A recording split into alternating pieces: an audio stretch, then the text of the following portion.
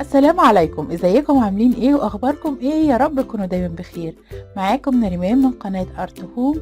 النهاردة هنعمل مع بعض فيديو جديد، بس قبل ما نبدأ الفيديو ياريت لو تعملوا لايك وشير للفيديو، ولو انتم مش مشتركين في القناة اشتركوا معايا في القناة وفعلوا زر الجرس على الكل عشان يوصل لكم مني كل جديد. هنبدأ مع بعض الفيديو. دلوقتي عندي الفكرة التانية، فكرة سهلة برضو. هنبدأ نجيب اي علب بقى عندنا. انا عندي دي علب دواء بتاعت بخاخة بتاعت الحساسية. العلب قد بعض، ممكن نستغنى عنها ونجيب علب بتاعت اللي هي الايس كريم بتبقى قد بعض، او الجيلي. العلبة الكرتون اللي بره ممكن نحطها جنب بعض زي ما انا عملت كده. وهبدأ ان انا اتني الجزء اللي هو بتاع الغطا اللي فوق دون. هلزقهم بالجناب، مش هقصهم عشان تبقى جامدة. بقت عندي كده اهو. هحط شمع وابدأ الزقهم كلهم. هنعمل بقى المقاس اللي احنا عايزينه. عندنا 4، عندنا 5، عندنا 6. كل ما بتعملي اكتر هيبقى عندك المنظم اكبر.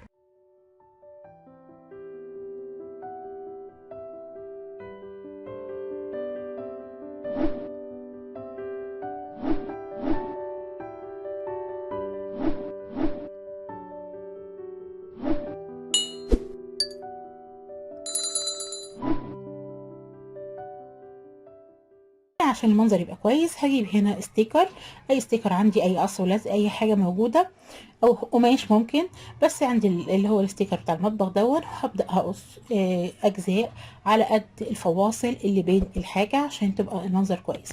هغلفها كلها وهغلف الجناب الصغيره وهعملها كلها.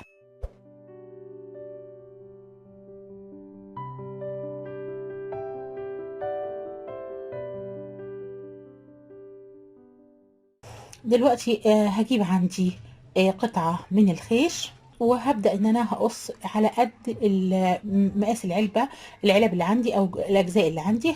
هقصها بالشكل ده كده. عندي الخيش دون من شكارة، ففي حتة اللي فوق متنية حلوة قوي، هي متنية متخيطة بتاعة الشكارة، فانا هسيبها. هاجي تحتيها على طول وهبدأ انسل خيوط خيش. التنسيل اللي انا هنسله بالظبط المقاس بتاع الستان. انا عندي اي ستان بقى، رفيع تخين، المقاس اللي انتوا حابينه. ممكن قطعه من القماش، اي حاجه اللي موجود ومتاح عندنا. انا عندي الستان دون، وهبدا بقى ايه هدككه زي ما احنا شايفين. هسيب مثلا ايه 5-6 خيوط، وبرده 5-6 خيوط تاني بالتقريب كده قد بعض. وهبدا ان انا ادكك الستان كله فيها كلها. خلاص عملته ده ودككته بقى بالشكل ده كده. هحط شمع والزقها كلها داير واظبطها كويس.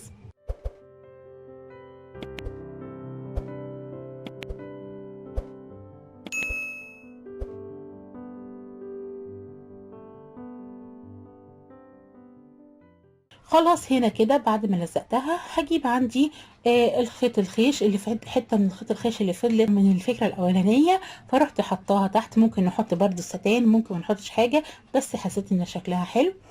هنا كده هو لزقتها داير.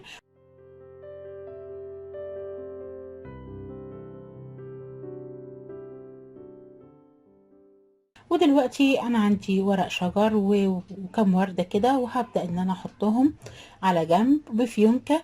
وبقى هنا عندي منظم شكله جميل جدا. فكرة سهلة وسريعة وادتني منظر حلو. يا رب تكون افكاري بتعجبكم، ويا ريت ما تنسونيش في اللايك والشير. ولو اول مره تشوفونا اشتركوا معايا في القناه وفعلوا زر الجرس عشان يوصل لكم مني كل جديد، وليكم مني كل الحب والتحيه. واشوفكم في فيديو جديد، وسلام. يا ماما جميلة، انت حلوة، انت معك جميلة وانت شاطرة. وانت جميل يا حبيبي والله، وانت كمان جميل يا حبيبي. مين انت معك جميلة؟ انت اللي جميل يا قلبي.